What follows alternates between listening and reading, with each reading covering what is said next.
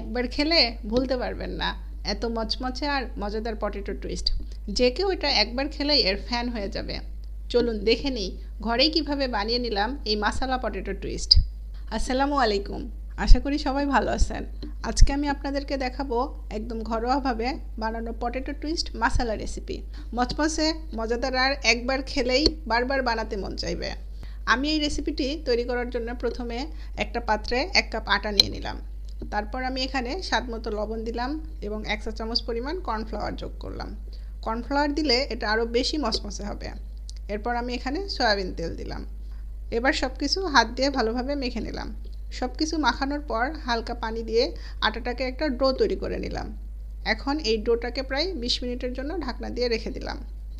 এদিকে আমি আলুগুলো ভর্তা করে নিচ্ছি। ভর্তা করার জন্য প্রথমে কড়াইতে অল্প তেল দিয়ে পেঁয়াজ আর মরিচটা লাল করে ভেজে নিলাম। পেঁয়াজ মরিচ ভালোভাবে ভাজা হয়ে গেলে প্লেটে তুলে নিয়ে স্বাদমতো লবণ দিয়ে মেখে নিলাম। এখন 20 মিনিট পরে আমি ডোটা ভালোভাবে রুটি বানিয়ে নিলাম। তারপর এই রুটিটা অর্ধেক ভাগে আলুর ভর্তা চাপ দিয়ে দিলাম।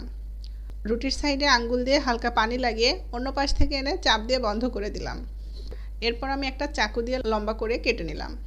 সব টুকরোগুলোকে হাত দিয়ে হালকা বাঁকিয়ে নিলাম যেন টুইস্ট আকারে হয়।